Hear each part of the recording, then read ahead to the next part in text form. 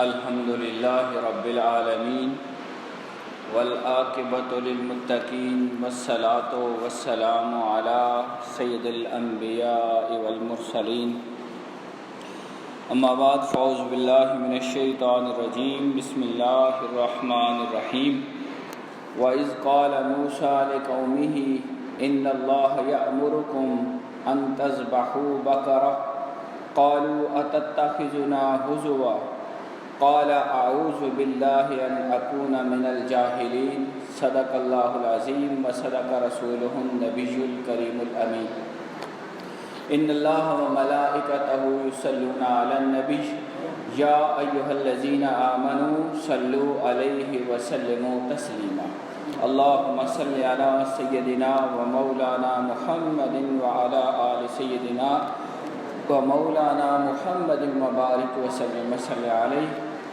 آج الحمدللہ ہم سورہ بقرہ کی آیت نمبر 66 67 اور سے لے کر 73 کا مطالعہ کریں گے۔ آیت نمبر 67 سے لے کر 73 کا مطالعہ ہوگا اور ان کے اندر ایک باہمی ربط پایا جاتا ہے، اور اس ربط کی وجہ یہ ہے کہ ان آیات کے اندر اللہ رب العزت نے ایک واقعہ بیان کیا ہے بنی اسرائیل کا۔ ایک قتل ہوا جس کے قاتل کا پتہ نہیں چل رہا تھا، اور اس کا پتہ لگانے کے لیے اللہ نے گائے کو ذبح کرنے کا حکم دیا۔ تو یہ پورا واقعہ ان آیات کے اندر بیان ہوا ہے، اس لیے آج انشاءاللہ تعالی ان آیات کا ہم مطالعہ کرنے کی کوشش کریں گے۔ ایک بات بہت ضروری جو ہمیں سے ہر شخص کو پتہ ہونی چاہیے کہ قرآن مجید یہ کتاب تاریخ نہیں ہے۔ قرآن مجید تاریخ کی کتاب نہیں بلکہ ہدایت کی کتاب ہے، یہ نور کی کتاب ہے، اس میں نصیحت ہے، اس میں موعظت ہے، اس میں آپ کے لیے رحمت ہے۔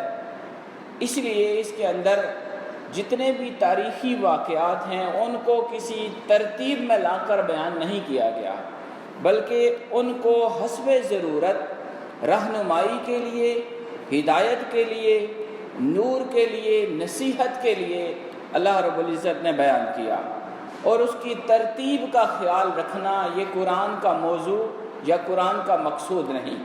قرآن کا مقصود ہدایت دینا، قرآن کا مقصود نور دینا، قرآن کا مقصود قرآن کو پڑھنے والوں کے لیے راہیں روشن کر کے دکھانا۔ ان آیات کے اندر جو میں نے آپ کے سامنے بیان کی ہیں، آیت نمبر 67 سے لے کر 73 تک حضرت موسیٰ علیٰ نبینا علیہ السلام کا اپنی قوم کے ساتھ ایک مکالمہ ہے، ایک گفتگو ہے۔ کبھی وہ سوال کرتے ہیں، کبھی موسیٰ علیہ السلام ان کا جواب دیتے ہیں، یوں ایک مکالمے کی شکل میں وہ جو مقتول ہیں اس کے قاتل کا پتہ لگانے کے بارے میں سوال و جواب ہے۔ پہلے ہم ان آیات کا مطالعہ کرتے ہیں۔ اللہ کریم ارشاد فرماتا ہے وَإِذْ قَالَ مُوسَىٰ لِقَوْمِهِ، اور جب موسیٰ علیہ السلام نے اپنی قوم سے کہا إِنَّ اللَّهَ يَأْمُرُكُمْ، بے شک اللہ تمہیں حکم دیتا ہے أَن تَذْبَحُوا بَقَرَةً، کہ تم ایک گائے ذبح کرو۔ قَالُوا أَتَتَّخِذُنَا هُزُوًا، آگے سے انہوں نے جواب دیا موسیٰ علیہ السلام کو، جبکہ وہ نبی اللہ تھے، رسول اللہ تھے، کلیم اللہ تھے، اللہ کے بلند شان نبی تھے، اور ان کے معجزات، ان کی دعاؤں کا اثر ان لوگوں نے دیکھا ہوا تھا۔ اس کے باوجود وہ کہنے لگے أَتَتَّخِذُنَا هُزُوًا، کیا آپ ہمارے ساتھ مذاق کر رہے ہیں؟ ہم آپ سے یہ کہتے ہیں کہ ہمارا مقتول ہے، یہ قتل ہو گیا، اس کے قاتل کا نہیں پتہ چلتا، آپ ہماری رہنمائی کریں، اور آپ ہمیں ایک نئے کام میں ڈال رہے ہیں کہ ایک بکرا، ایک گائے ذبح کرو۔ بکرا گائے کو کہتے ہیں، ایک گائے ذبح کرو۔ آگے سے موسیٰ علیہ السلام نے فوراً انہیں جواب دیا قال اعوذ باللہ ان اکون من الجاہلین، میں اللہ کی پناہ مانگتا ہوں اس بات سے کہ میں جاہلوں میں سے ہو جاؤں۔ میں ایسی بات کیوں کروں گا جو اللہ نے نہیں فرمائی؟ میں ایسی بات کیوں کروں گا جس کا کوئی مقصود نہیں؟ میں کوئی مذاق یا ٹھٹھا یا اس طرح کی فضول گفتگو کرنے والی شخصیت تو نہیں ہوں۔ میں تو اللہ کا نبی ہوں، اللہ کا رسول ہوں، مجھے اللہ نے تمہاری رہنمائی اور ہدایت کے لیے بھیجا ہے۔ جب موسیٰ علیہ السلام نے ان کو کلیریفیکیشن دی، وضاحت دی، اس وقت وہ کہنے لگے قَالُوا ادْعُ لَنَا رَبَّكَ يُبَيِّن لَنَا مَا ہی، کہنے لگے اچھا اگر آپ سچ کہہ رہے ہیں اور آپ اللہ کی طرف سے یہ بات کر رہے ہیں، چلیں ہم آپ کی بات کو مان لیتے ہیں، تو آپ ایسے کریں۔ انہوں نے کہا قَالُوا ادْعُ لَنَا، آپ دعا کریں ہمارے لیے، ربک کا، اپنے رب سے۔ موسیٰ تم اپنے رب سے دعا کرو، یبین لنا، وضاحت کر دے، بیان کر دے ہمارے لیے، ما ہی، وہ کیسی ہوگی، وہ گائے جو ہم نے ذبح کرنی ہے وہ گائے کس طرح کی ہوگی؟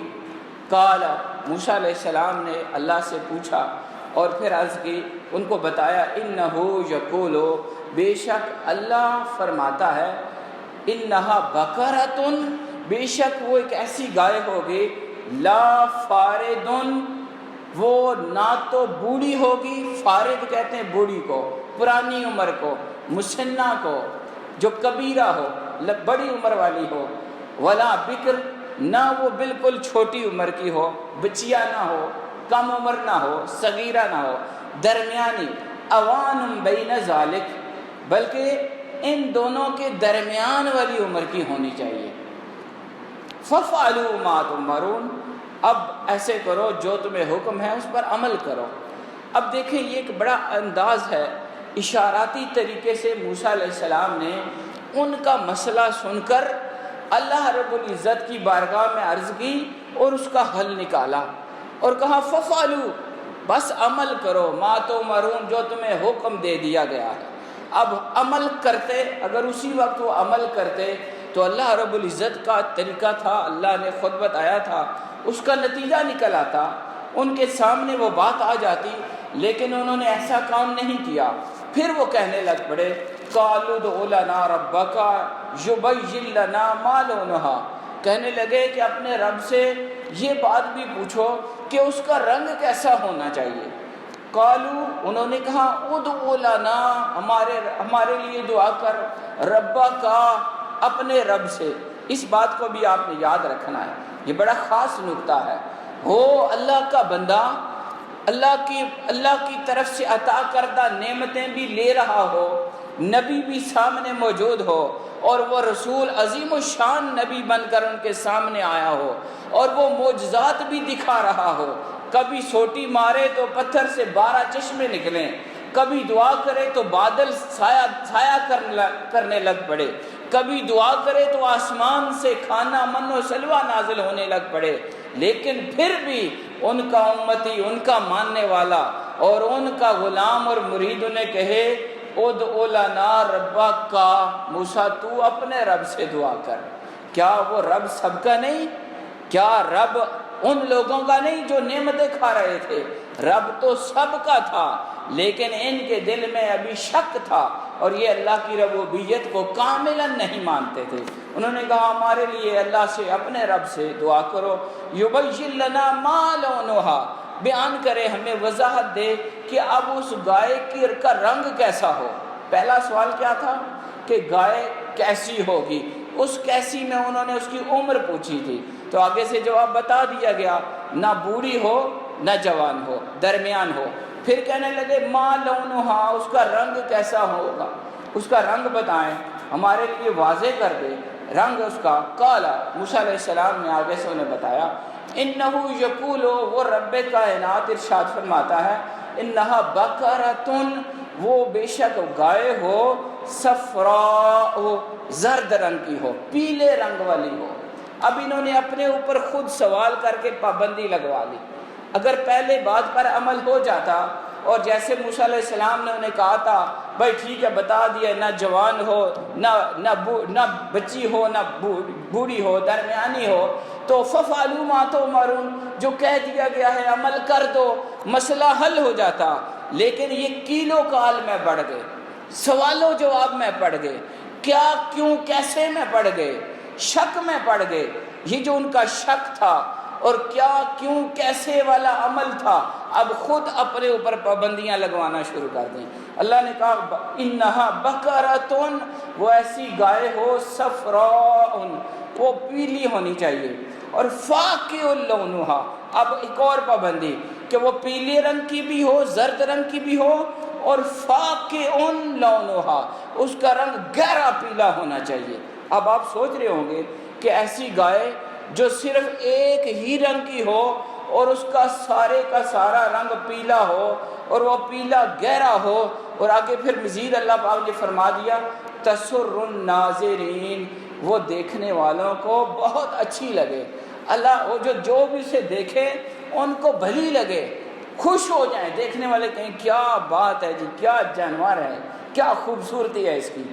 اب یہاں تک بات ہو جاتی تب بھی آسانی تھی، لیکن انہوں نے پھر کہا، اب یہ مکالمہ ہے موسیٰ علیہ السلام کا اپنی قوم کے درمیان، بنی اسرائیل کے درمیان۔ قالوا ادع لنا ربک، وہ پھر وہی لفظ بولے اور کہنے لگے اپنے رب سے موسیٰ آپ دعا کرو اور پوچھو یبین لنا ما ہی، وہ کیسی ہوگی۔ یہ تو بات سمجھ آ رہی ہے کہ نہ بوڑھی ہو نہ بچی ہو، رنگ زرد ہو، گہرا ہو، دیکھنے والوں کو بھلی لگے، یہاں تک تو بات آ گئی ہے سمجھ، لیکن بات یہ ہے کہ ابھی ہمارا ذہن پزل ہو گیا ہے۔ ان البقرہ تشابہ علینا، اب ہوا یہ ہے کہ گائے ہمیں مشتبہ ہو گئی ہے، اس جیسی بے شمار گائیں ہیں، پیلے رنگ کی بھی ہیں، درمیانی عمر کی بھی ہیں، دیکھنے والوں کو اچھی بھی لگتی ہیں، تو ایسی گائیں تو بے حساب ہیں۔ اب مزید اللہ پاک سے آپ مزید وضاحت لے کر دیں۔ اب جتنا وہ پوچھتے جا رہے تھے اتنی ان کے اوپر پابندیاں لگتی جا رہی تھیں، اور پھر آگے سے ساتھ انہوں نے ایک جملہ بول دیا اور کہا وَإِنَّا إِن شَاءَ اللَّهُ لَمُهْتَدُونَ، اب اگر اللہ مزید وضاحت کر دے تو ہم انشاءاللہ، اللہ نے چاہا تو ہم ہدایت والے ہو جائیں گے، یعنی ہم اس بات پر عمل کر دیں گے۔ یہ جملہ جو ساتھ انہوں نے بولا انشاءاللہ لمہتدون، کہ اب اگر تھوڑی سی مزید وضاحت ہو جاتی تو ہم ضرور اللہ کی بارگاہ میں اس بات پر عمل کرنے والے ہو جائیں گے۔ جب یہ انہوں نے کہہ دیا تو اب یہاں پر ان کی گنجائش نکل آئی، ورنہ مفسرین کہتے ہیں کہ اگر وہ لوگ انشاءاللہ کا لفظ نہ بولتے اور صرف یوں کہتے کہ ہمیں سمجھ نہیں آ رہی، آپ ذرا مزید وضاحت کر دیں، تو اب ان کو ایسی گائے نہ ملنی تھی، نہ قاتل کا پتہ چلنا تھا، اور وہ فتنہ و فساد کا شکار ہو کر اللہ رب العزت کی بارگاہ میں وہ تباہ و برباد ہو کے آ جاتے۔ لیکن جب انہوں نے انشاءاللہ، اگر اللہ نے چاہا، یہ لفظ بولا تو اللہ نے اب ان کے لیے گنجائش دے دی، اور فرمایا قال، موسیٰ علیہ السلام کہنے لگے انہ یقول، بے شک وہ اللہ فرماتا ہے انہا بقرۃ، وہ ایک ایسی گائے ہو لا ذلول تثیر الارض، وہ ایسی اعلیٰ نسل کی گائے ہو جس سے زمین میں ہل چلانے کی خدمت بھی نہیں لی گئی ہو، بس وہ گائے ایسی ہو لا تثیر الارض، وہ زمین میں ہل بھی نہ چلایا گیا ہو اس کے ذریعے، ولا تسقی الحرث، اور نہ ہی کھیتی کو اس کے ذریعے پانی دیا گیا ہو۔ آپ کو پتہ ہے کہ آپ جانوروں کو استعمال کرتے ہیں، آپ ان سے ہل بھی چلاتے تھے، جیسے پرانے زمانے میں ہل چلایا جاتا تھا جانوروں کے ساتھ، اور پانی نکالنے کے لیے بھی ان کو جوتا جاتا تھا۔ اب اللہ نے مزید یہ بتا دیا کہ گائے جو ہو، آپ پچھلی ساری باتیں آپ ذہن میں رکھیں کہ پہلے تو اللہ نے گائے کی عمر بتائی کہ نہ بوڑھی ہو نہ بچی ہو بلکہ درمیانی ہو، پھر انہوں نے پوچھا تو اللہ نے کہا اس کا رنگ جو ہے وہ زرد ہو لیکن گہرا زرد ہو، اور ساتھ کہا کہ اتنا ایسا گہرا زرد ہو جس کو دیکھ کر دیکھنے والا خوش ہو جائے، تسر الناظرین۔ جب مزید انہوں نے پوچھا تو اللہ نے کہہ دیا کہ ایسی گائے تلاش کرنی ہے جس سے کوئی کام بھی نہ لیا گیا ہو، نہ کھیتی باڑی کا کام لیا گیا ہو اور نہ ہی اس سے پانی نکالنے کا کام لیا گیا ہو، بلکہ کیسی ہو مسلمتن، وہ بالکل بے عیب ہو، مسلمہ ہو، لا شیۃ فیہا، اس میں پھر کوئی اور رنگ بھی نہ شامل ہو۔ ہمارے ہاں گائیوں میں آپ نے دیکھا ڈبے ہوتے ہیں، مختلف رنگ ہوتے ہیں، مکس کلر کی ہوتی ہیں، تو اللہ نے کہا اب اس میں اور کوئی رنگ، اب مزید ان کے اوپر پابندی لگی، لا شیۃ فیہا، اس میں کوئی داغ دبا بھی نہ ہو۔ قالوا الآن جئت بالحق، اس وقت ان کو بولے جب اتنی پابندیاں لگوا چکے، سوال و جواب کر چکے، کیلو کال کر کے اپنے اوپر پابندی اور تاکیدات لگوا چکے، تو کہنے لگے قالو، کہا انہوں نے الآن، ہن جناب جیتا بالحق، تساں صحیح گل کن کے آئے ہو۔ اب یہ ناسمجھی کی بات دیکھیں اور کم عقلی کی بات دیکھیں، یہ کس کے ساتھ وہ بات کر رہے تھے؟ اللہ کے نبی کے ساتھ بات کر رہے تھے، اللہ کے رسول کے ساتھ بات کر رہے تھے، صاحب کرامت اور صاحب معجزہ نبی کے ساتھ بات کر رہے تھے۔ اسی طرح ان کو اللہ نے معجزات کاملہ عطا کیے تھے، سوٹی پھینکتے تو اژدہا بن جاتا تھا، وہ دعا کرتے تو اللہ رحمتیں نازل کرتا تھا۔ اتنے بڑے معجزات دیکھنے کے بعد بھی ابھی تک ان کو موسیٰ علیہ السلام کی ذات میں شک باقی تھا۔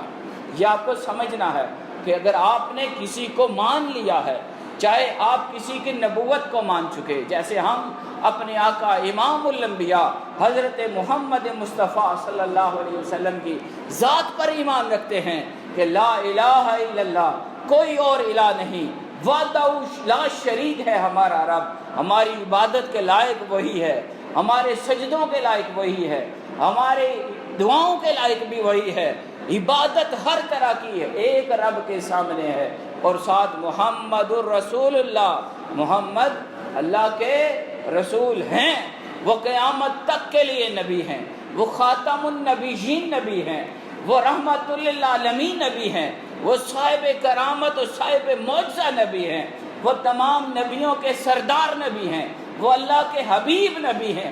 جب یوں ہمارا عقیدہ بن گیا تو پھر اگر ہم تھوڑا سا اس کے اندر کمی کوتاہی کریں، کوئی کہے نور تھے، کوئی کہے بشر تھے، کوئی کہے دونوں تھے، کوئی کہے دونوں نہ تھے، یہ تھے وہ تھے، وہ تھے نہیں تھے، یہ پتہ تھا یہ نہیں پتہ تھا، ایسا طریقہ، ایسی سوچ اور ایسا اظہار، یہ ان بنی اسرائیلی سوچ کا حامل ہے کہ جب نبی کو مان لیا، نبی کے معجزات دیکھ لیے، ان کی کرامات دیکھ لی، ان کی تعلیمات دیکھ لی، تو پھر کیا کیوں کیسے کیوں، پھر تو ماننا ہوتا ہے کہ یہ اللہ کا نبی ہے اور صاحب کرامت اور صاحب معجزہ نبی ہے۔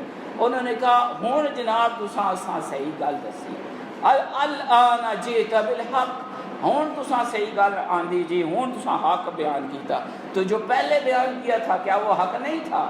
وہ بھی حق تھا۔ تو یہاں یہ نکتہ سمجھنا ہے کہ جب آپ مان لیتے ہیں تو ماننا پھر شک سے پاک ہونا چاہیے۔ اگر آپ نے کسی کو اپنا ہادی مانا، کسی کو مرشد مانا، کسی کو رہبر مانا، کسی کو لیڈر مانا، کسی کو امام مانا ہے، تو پھر ماننا ہونا چاہیے، پھر شک نہیں ہونا چاہیے، پھر اس طرح ماننا ہونا چاہیے کہ جس طرح ماننے کا حق ہے۔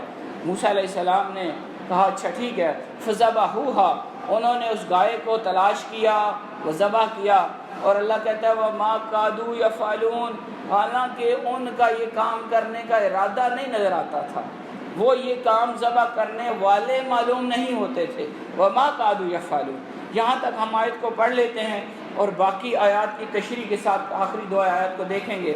اب ان آیات کا جو خلاصہ اور جو باتیں ہم نے سیکھنی ہیں وہ یہ ہیں کہ یہ جو آیات ہیں اس میں آپ کو میں بتا چکا کہ ایک قتل ہوا، مقتول کا پتہ نہیں چل رہا تھا، تو موسیٰ علیہ السلام کی بارگاہ میں آ کر انہوں نے عرض کی کہ آپ نبی ہیں، ہماری مدد کیجئے۔ تو موسیٰ علیہ السلام نے انہیں اللہ سے پوچھ کر کہا غائل ایک تلاش کرو، ان خصوصیات کی حامل ہو، اس کو ذبح کر کے اس کا ایک ٹکڑا، اس میت کو مارو گے، مردہ کو، مقتول کو، یہ زندہ ہو کر تمہیں بتا دے گا کہ میرا قاتل کون ہے۔ اب ہوا کیا تھا؟ ہوا یہ تھا کہ وہ جو بندہ جس کو قتل کیا گیا تھا اس کا نام تھا عامل۔ عامل جو تھا وہ ایک امیر آدمی تھا، اور اس کے جو چچا کے بیٹے تھے ان کے دل میں یہ حرص تھی کہ یہ کب مرے، اس کو کوئی اور اولاد نہیں تھی تو ہم اس کے وارث بنے، اس کی میراث ہمارے ہاتھ آئے۔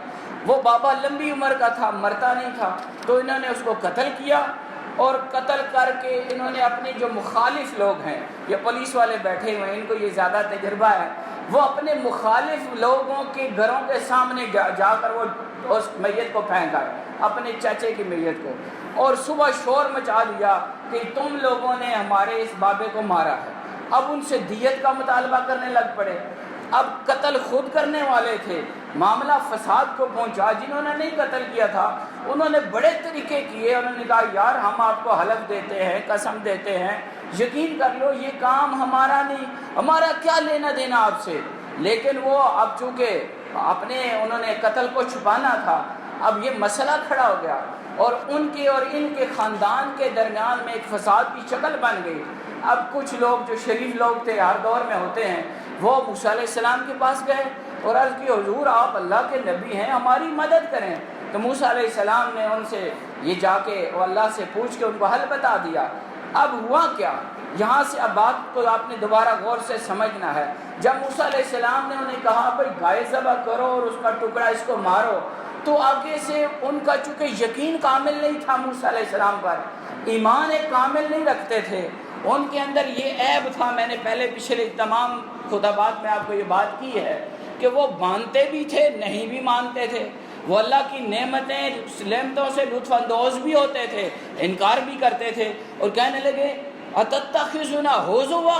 اب نبی سے کوئی بات، اگر مثلاً آپ کے ہاں آپ کا کوئی محترم ہستی ہے، آپ کا مرشد ہے، استاد ہے، کوئی لیڈر ہے، کوئی بزرگ ہے، وہ آپ کو کوئی بات کرتا ہے اور آپ کو اس کی شخصیت میں کوئی عیب بھی نظر نہیں آتا، زندگی ساری اس نے آپ کی خدمت کی، رہنمائی کی، وہ نیک شریف آدمی ہے اور ایک جامع الصفات آدمی ہے، اگر وہ آپ کو کوئی بات کہے کہ جناب یہ تم کرو تو تمہارا مسئلہ حل ہو جائے گا، اور آگے سے آپ او بابا جی کیے سڑنل مذاق کرنے ہو، تو کیا یہ کیا مسئلہ ہے؟ اس کا مطلب ہے آپ نے ابھی اس بابے کو، اپنے استاد کو، اپنے مرشد کو، اپنے لیڈر کو مانا ہی نہیں ہے، آپ کو سمجھ ہی نہیں ہے کہ وہ شخصیت کتنی بڑی ہے، وہ اللہ کے نور سے دیکھ رہی ہے، وہ مخلص فی اللہ ہے، اس کو کسی کی ذات سے کچھ لینا دینا نہیں۔ موسیٰ علیہ السلام تو عظیم الشان نبی تھے، انہوں نے کہا اعوذ باللہ ان اکون من الجاہلین، میں ایسی بات کروں جو جاہل کرتے ہیں۔ اب جاہل کیسی باتیں کرتے ہیں، پورا دن فضول بولتے رہتے ہیں، نہ کوئی مقصد نہ کوئی مطلب، جو منہ میں آیا باتیں کرتے رہے، یہ جو ہلاک کا طریقہ ہے۔ اب نبی ایسا تو طریقہ نہیں بولتا، یا نبی ایسے کیسے بات کر سکتا ہے جو اللہ نے نہ فرمائی ہو اور وہ اپنی طرف سے کہہ دیں جناب اے لوگو تساں اللہ ایک گل آکھی۔ تو موسیٰ علیہ السلام عظیم شان ہستی تھی، جب ان کو یقین ہوا پھر انہوں نے سوال کیا تو اللہ نے بتا دیا کہ ٹھیک ہے بھائی، نہ وہ فارد ہو، نہ بکر ہو، نہ بوڑھی ہو، نہ بچی ہو، بلکہ اب انہوں نے کہا اچھا جی رنگ بتا دو، انہوں نے کہا انا بقرۃ صفراء، وہ پیلے رنگ کی ہو۔ پھر اللہ نے مزید تاکید لگا دی فاقع لونھا، اس کا رنگ گہرا ہو۔ پھر اللہ نے کہا تسر الناظرین، سونی بھی اتنی ہو کہ اسے دیکھ کر لوگ خوش ہو جائیں، دیکھنے والے اسے دیکھیں تو کہیں کیا بات ہے جی، کتنی سونی گاں ہے۔ اب اس بات پر حضرت عباس رضی اللہ تعالی عنہ امام المفسرین وہ ایک بات فرماتے ہیں کہ چونکہ اللہ نے یہ فرمایا کہ گائے کا رنگ پیلا ہو اور دیکھنے والوں کو اچھی لگے، اب جو بندہ اس طرح کا چمڑے والی جوتی پہنے گا وہ زندگی ساری خوش رہے گا۔ کیسے چمڑے والی؟ پیلے چمڑے والی، یعنی پیلی جوتی، براؤن جوتا جو پہنے گا اس کو ہمیشہ اللہ پاک خوش رکھے گا۔ انہوں نے پھر کہا جی یہ تو ہمیں مشتبہ ہو گئی، اس طرح کی بے شمار گائیں جو درمیانی عمر کی ہیں، پیلے رنگ بھی ہے، ہمیں مزید بتائیں۔ تو اللہ نے پھر پابندی لگا دی، اللہ نے کہا لا تثیر الارض، وہ کھیتی باڑی میں بھی استعمال نہ ہوئی ہو، ولا تسقی الحرث، نہ ہی اس سے پانی بھرنے کا کام لیا گیا ہو، مسلمۃ، بالکل عیبوں سے پاک ہو، لا شیۃ فیہا، داغ دپا بھی نہ ہو۔ یہاں پر آپ دیکھیں کہ جب یہ ساری پابندیاں لگوا چکے تو پھر کہا قالوا الآن جئت بالحق، اور ضرورت ہون تو ساں گل صحیح دسی نا، ہون گل کیتی ہے، حالانکہ سمجھ خود نہیں آ رہی تھی، کم ظرفی اور کم فہمی ان کے اندر تھی۔ آج کے دور میں بھی ہم روز یہ مثالیں دیکھتے ہیں کہ بات کہنے والا، سمجھانے والا، مرشد، ہادی، لیڈر، بڑا عقل مند، پڑھا لکھا، وہ بات کرتا ہے، لیکن جو جاہل صفت، یہ جاہل بندہ ہوتا ہے جس کے دماغ کے اندر وہ بات جا نہیں رہی ہوتی، وہ کہتا ہے اور جناب تساں کے پتہ، تساں دنیا داری نہیں کرنا، ایک ٹیکنیکل باتیں ہیں اور تساں کے پتہ نہیں کرنا، حالانکہ عقل اس کی کم ہوتی ہے، فہم اس کا نہیں ہوتا، سمجھ اس کو نہیں آ رہی ہوتی، اور چلو جی تساں نماز روزہ کرو، ایک کام تساں نہیں، وہ الٹا ان کو کہتا ہے۔ تو یہی حال بنی اسرائیلی سوچ ہے، اس کا نام ہم رکھ دیتے ہیں، پہلے نہیں آپ نے سنا ہوگا۔ جو بندہ اس طرح کی بات کرے آپ کیا کہیں گے؟ جو نبی کا پراپر ڈیو رسپیکٹ نہ دے وہ بنی اسرائیلی سوچ کا حامل ہے۔ جو اپنے بڑے کا اس طرح کا احترام نہ کرے جس طرح کا احترام کرنے کا حق ہے، اس کا مطلب ہے اس کے اندر بھی بنی اسرائیلی بیماری ہے۔ انہوں نے بھی کہا اچھا جی ہوں تو صحیح گل کی تھی، ٹھیک ہے، اور پھر انہوں نے، اللہ کہتا ہے حالانکہ ان کا دل نہیں تھا یہ کام کرنے کا، اس کی وجہ ہم آگے دیکھیں گے کہ کیوں وجہ نہیں تھا۔ پھر انہوں نے تلاش کرنا شروع کر دی، اب کہاں سے ایسے گائے آئے جو ساری پیلی ہو، سونی اتنی ہو، جوان ہو، اس سے نہ کھیتی باڑی کا کام لیا گیا ہو، نہ پانی بھرنے کا، لوڑو جی ہوں کتوں ملے۔ اب انہوں نے تلاش شروع کر دی، لیکن اللہ کا کوئی کام بھی آپ کو پتہ ہے حکمت سے خالی نہیں ہوتا۔ فعل الحکیم لا یخلو عن الحکمہ، اللہ جو حکم ارشاد فرماتا ہے اس کے پیچھے ہزاروں حکمتیں ہوتی ہیں۔ اللہ کے ایک نیک بندہ صالح تھا، رجل بار، ایک صالح بندہ تھا، شریف آدمی تھا اسی دور کا، اور نیک اور صالح بزرگ آدمی، وہ اس نے ایک بچیا رکھی ہوئی تھی، ایک بچی رکھی تھی چھوٹی عمر کی، وہ بھی پیلے رنگ کی تھی۔ وہ جب اس کی عمر آخری ہوئی تو وہ جنگل میں گیا، اور جنگل میں جا کر اس بچی کو اس نے چھوڑ دیا اور کہا مولا کریم میں اس بچیا کو تیرے سپرد کرتا ہوں، تیری امانت میں دیتا ہوں، اور یہ تیرے حوالے ہے، جب میرا بچہ جوان ہوگا تو پھر یہ وہ تیری بارگاہ میں آ کر تجھ سے مانگ لے گا۔ یہ دیکھیں یہ اولیاء کا طریقہ، صوفیاء کا طریقہ، ان کا ہر معاملہ اللہ کے ساتھ، اپنی چیز کو امانت رکھا، جنگل میں اللہ کے سپرد کیا، اور جب یہ معاملہ ان کا بنا تو اس دوران اس بچے کو اس کی ماں نے بتایا کہ تمہارے باپ نے ایک بچی رکھی ہوئی تھی، وہ جنگل میں چھوڑ آیا تھا، اور تمہارے جوان ہونے تک اس نے اللہ کے سپرد کی تھی، جاؤ اور جا کے آواز لگانا، کہنا، دعا مانگنا، اے ابراہیم اسماعیل اور اسحاق کے رب، میری وہ گائے مجھے واپس لوٹا دے جو میرے باپ نے تیری بارگاہ میں امانتاً دی۔ جیسے ہی اس سے بھی نکتا ہے کہ دعا اس نے کی تو دعا کرتے ہوئے اللہ کے محبوب اور مقرب بندوں کا نام لیا، واسطہ دیا، ذکر کیا۔ حالانکہ آج کے دور کے لوگوں کی طرح وہ ڈائریکٹ بھی دعا کر سکتا تھا، اللہ بھی کہتا ہے مجھ سے مانگو میں دیتا ہوں، لیکن اس نے کیسے دعا کی؟ اے ابراہیم اسماعیل اسحاق کے رب، میری امانت میری واپس کر۔ اللہ نے فوراً وہ گائے اس کے سامنے کر دی، اور جب وہ گائے لے کے گھر آیا، اس زمانے میں اس کی قیمت 3 دینار تھی۔ ماں نے کہا تم عبادت گزارو، بچہ بھی نیکوں کا پتر تھا، اللہ والوں کا پتر تھا۔ وہ رات کے 3 حصے کیے ہوئے تھے، ایک حصہ اللہ کی عبادت، ایک حصہ ماں کی خدمت، اور ایک حصے میں وہ آرام کرتا تھا۔ اور ماں نے کہا تو اپنا ذکر عبادت والا بندہ ہے، اس کو بیچا اور اس سے پیسوں سے تیرا کام چل جائے گا۔ وہ بازار گیا تو اللہ نے پھر ایک فرشتہ گاہک بھیجا۔ جب فرشتہ سامنے آیا، ماں نے ساتھ یہ کہہ دیا جب سودا ہونے لگے تو میرا مشورہ کر لینا مجھ سے۔ تو فرشتے نے اسے کہا ہاں بھائی کتنے کی دو گے؟ اس نے کہا 3 دینار کی۔ تو فرشتہ کہنے لگا میں تمہیں 6 دیتا ہوں۔ اس نے کہا اچھا میں ماں جی سے پوچھ کے بات کرتا ہوں۔ اس فرشتے نے کہا نہیں ماں کو نہ پوچھ، جب ماں تو بغیر پوچھے دے تو پھر میں 6 یا زیادہ نہیں چاہتا۔ اس نے کہا نہیں ماں سے پوچھے بغیر میں کوئی کام نہیں کرنا۔ یہ سے بھی آپ کو سبق ہے کہ ماں باپ کی اطاعت فرمانی، جو وہ کہیں ان پر عمل کرنا۔ یہ ایک امتحان تھا اس بچے کا بھی۔ فرشتے نے بڑا کہا میں تجھے پیسے زیادہ دے، اس نے کہا نہیں یہ کام نہیں ہوگا۔ ماں جی کے پاس گیا، ماں نے کہا اچھا اس سے بات کر کے پوچھو کہ اگر ہم اس کو بیچیں یا نہ بیچیں، پہلے تم اپنی مرضی سے بتا دو تمہاری رائے کیا ہے۔ ماں بھی ولی کی بیوی تھی، اس نے کہا ہو سکتا ہے یہ آزمائش ہو۔ جب اس نے بچے نے گاہک فرشتے سے پوچھا ہاں جی تساں دسو جی یہ بیچاں یا نہ بیچاں، اس وقت فرشتے نے کہا کہ نہ بیچ، اگر تم ماں سے پوچھے بغیر بیچ دیتا میں لے لیتا، لیکن تجھے اور کچھ نہ ملتا، 3 ہی دینار ملتے، لیکن اب تم نے پوچھا ہے تو میں راز بتا دیتا ہوں کہ اب تو نے یہ بیچنی نہیں ہے جب تک کہ یہ بنی اسرائیل والے تیرے پاس نہ آئے۔ اور یہ گائے کی جتنا چمڑا ہے اس کے اندر سونا بھر کے تجھے جب تک نہ دیں تو انہیں بیچنا نہیں ہے۔ پھر ایسے ہی ہوا، اس دوران یہ واقعہ ہو گیا، اور اس واقعے میں اللہ نے شرطیں ایسی لگا دی جو اسی گائے کی تھیں۔ تلاش کیا، اس بچے کے پاس پہنچے تو اس نے کہا جی اس گائے کی قیمت سونا، یہ جتنی گائے ہے اس کو لو، ذبح کر لو، اور اس کے چمڑے کے اندر سونا بھر کے مجھے دو۔ انہوں نے کہا جی دے صحیح راساں جڑی گل تو آخر ہے۔ رولا مچا ہوا تھا، دو خاندانوں کا جھگڑا تھا، فتنہ فساد تھا، قتل کی بات تھی، مسئلہ حل نہیں ہو رہا تھا۔ ادھر سے اللہ سے پوچھ کر سوال و جواب کر کے انہوں نے اپنے اوپر پابندیاں لگوا لی تھی۔ وہ جناب گائے ذبح ہوئی، اور جب گائے ذبح کی گئی اللہ نے جیسے حکم ارشاد فرمایا تھا، وہ ٹکڑا لے کر، گائے کا ایک حصہ لے کر میت کو مارا گیا۔ وہ جی اٹھا، زندہ ہو گیا۔ اس نے کہا جی میرے پتریاں ماں مارے، اور اسی وقت اس کا خون نکلتے نکلتے وہ مر گیا۔ اب یہ کام تو مکمل ہو گیا، اور اس طرح ان کا فتنہ ختم ہو گیا۔ اب اس واقعے سے ہمیں کیا ملتا ہے؟ اب جیسے میں نے اشارتاً آپ کو بتا دیا کہ اللہ رب العزت کے نبی موسیٰ علیہ السلام کی کرامات و معجزات دیکھنے کے باوجود وہ لوگ شک کرتے تھے، اور انہوں نے اللہ رب العزت کی ذات اور توحید کو بھی اس طرح، اس کی ربوبیت پر بھی کامل ایمان نہیں رکھا ہوا تھا جس طرح کے ایمان لانے کا حق تھا۔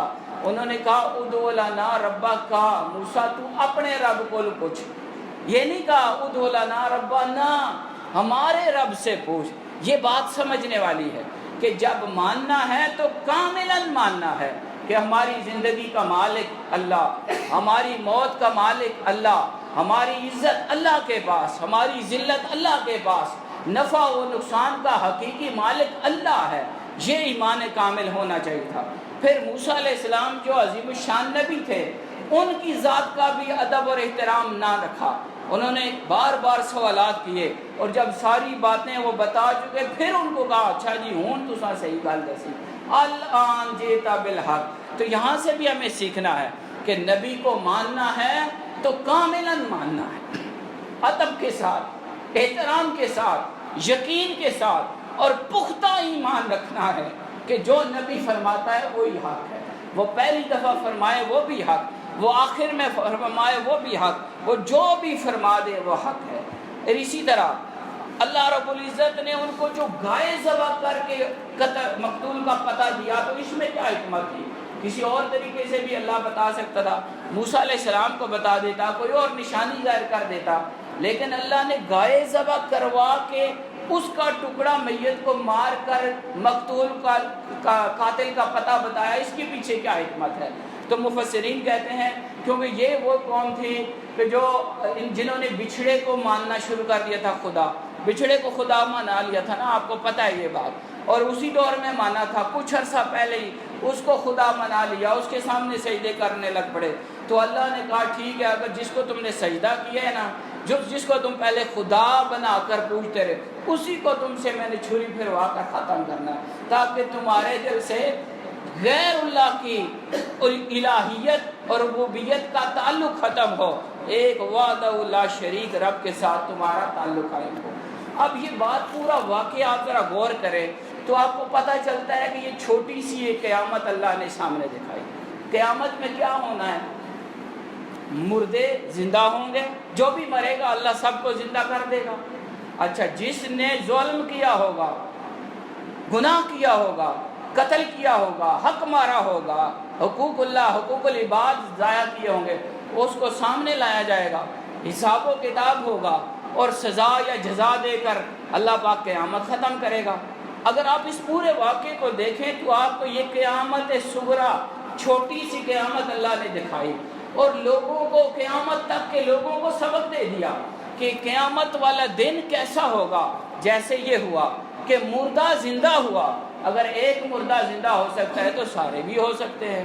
اللہ یوں سب کو زندہ کرے گا، اور سب جو مجرم ہوگا، گناہگار ہوگا، قاتل ہوگا، ظالم ہوگا، اس سے حساب لے کر انصاف کے طریقے کے ساتھ اللہ پاک فیصلہ فرمائے گا، اور جس نے جو کچھ کیا ہوگا اس کو جزا اجر حسنہ کے ساتھ یا سزا کے ساتھ اجر دے کر اللہ قیامت کو ختم کرے گا۔ یہ واقعہ ہمیں یہ بات بھی سکھاتا ہے، اور یہ بات آخر میں ایک بڑی اہم بات ہے وہ یہ ہے کہ جو قاتل ہوتا ہے وہ وراثت سے محروم ہو جاتا ہے، اس کو وراثت نہیں ملتی۔ اگر باپ قاتل ہے تو وہ بیٹے کے مرنے کے بعد اس سے کچھ حصہ نہیں ملے گا، اگر بیٹا قاتل ہے تو اس کو باپ کی وراثت میں سے کچھ نہیں ملتا۔ یہ قانون ہے، قانون شریعت ہے۔ اور اس کے بعد قرآن فرماتا ہے وَإِذْ قَتَلْتُمْ نَفْسًا، جب تم نے کوئی بندہ قتل کر دیا تھا جس کا ہم واقعہ پڑھ رہے ہیں، فَادَّارَأْتُمْ فِيهَا، تم ایک دوسرے کے اوپر اختلاف کرنے لگ پڑے، ایک دوسرے کے اوپر پھینکنے لگ پڑے۔ آج بھی ایسے ہی ہوتا ہے، قتل کوئی کرتا ہے اور ڈالا کسی اور پہ جاتا ہے، کبھی کس کا نام لیا جاتا ہے، کبھی کس کا، وہ سارے غریب اس میں رگڑے میں آتے رہتے ہیں۔ اللہ کہتے ہیں وَاللَّهُ مُخْرِجٌ، اللہ ظاہر کر دیتا ہے مَا كُنْتُمْ تَكْتُمُونَ، جو تم چھپاتے ہو۔ اب ہوتا ہی ہے وقتی طور پر تم بہانے ہیلے چکر بازیاں کر کے دوسروں کے اوپر ڈالتے ہو، لیکن مالک کل کائنات، ہر چیز جس کے سامنے ہے وہ آخر کار اس چیز کو ظاہر کر دیتا ہے جس کو لوگ مختلف طریقوں سے ہیلوں بہانوں سے چھپاتے ہیں۔ اب انہوں نے کیا چھپایا تھا؟ انہوں نے ایک بات تو یہ چھپائی تھی، وہ کوشش یہ کر رہے تھے کہ قتل دوسروں پر ڈالا جائے، اصل قاتل کا نہ پتہ چلے۔ اور دوسرا جو ان کے دل میں شک تھا کہ یہ گائے کس طرح مقتول کو زندہ کر سکتی ہے، گاں ذبح کرساں اس نے ٹوٹا کہن گیا اس نے المارساں، ایک کنج بندہ زندہ ہو جیسی۔ اللہ نے کہا میں کرنے والا ہوں، یہ تو میرا کام ہے، جس طرح چاہوں جس کو چاہوں زندہ کر دوں، جس طرح چاہوں کسی کو میں مار دوں۔ یہ اللہ کہتا ہے تم جو دل میں شک چھپائے بیٹھے تھے، اللہ اس کو ظاہر کرنے والا تھا۔ اور اللہ ہر چیز کو ظاہر کرنے پر قادر ہے، مارنے پر بھی قادر ہے، زندہ کرنے پر بھی قادر ہے۔ اور اللہ نے فرمایا فَقُلْنَا اضْرِبُوهُ، اور اس کو مارو، اس مردہ کو مارو، گاں ذبح کر کے دینے، چلو اس کا یہ ٹکڑا لے کر مارو، بے بادہا، کوئی بھی ٹکڑا لے کر مارو۔ اس میں بہت تفصیلات ہیں لیکن ہم اس میں نہیں جاتے۔ اور اللہ پاک فرماتے ہیں كَذَلِكَ يُحْيِي اللَّهُ الْمَوْتَى، دیکھ لو یوں ہی اللہ پاک مردوں کو زندہ کرتا ہے۔ جس طرح اللہ نے ایک مرے ہوئے مقتول کو ایک ظاہری طریقہ بتایا کہ گائے کا ٹکڑا مار کر اس کو زندہ کیا گیا، اللہ کہتا ہے یوں ہی اللہ چاہے تو زندہ کرتا ہے۔ وَيُرِيكُمْ آيَاتِهِ، اور تمہیں اپنی نشانیاں دکھاتا ہے۔ یہاں پر نشانیاں کون سی ہیں؟ ایک آیت ہوتی ہے ایک نشانی، اللہ نے یہاں پر آیات کا لفظ ارشاد فرمایا۔ تو نشانی ایک یہ تھی کہ مردہ ہو کر اللہ اس کسی کو زندہ کیسے کرتا ہے، میت کا زندہ ہو جانا یہ بھی ایک نشانی ہے۔ اسی طرح موسیٰ علیہ السلام کے اوپر جو شک تھا، اللہ نے ان کی صداقت کو ظاہر کیا، ان کی سچائی کو ظاہر کر کے یہ بھی موسیٰ علیہ السلام کی سچی نبوت کی نشانی بنا دی۔ اور اسی طرح وہ لوگ جو بے گناہ تھے، خام خواہ رگڑے میں تھے، جن کے اوپر الزامات لگائے گئے کہ انہوں نے قتل کیا، اللہ نے ان کی برات بھی ظاہر کر دی، وہ بھی نشانی بنا دی۔ کہا لعلکم تعقلون، یہ میں نے سارا کام اس لیے کیا تاکہ تم حقائق جانو اور تم سمجھو، تمہیں عقل آئے اور تمہیں یہ بات سمجھ آ جائے۔ اور آخری ایک محبت بری بات جو اس واقعے سے ہمیں سیکھتی ہے وہ یہ ہے کہ موسیٰ علیہ السلام کے زمانے میں مردہ زندہ ہوا اور وہ موسیٰ علیہ السلام کی نبوت پر دلیل بنا، گواہ بنا۔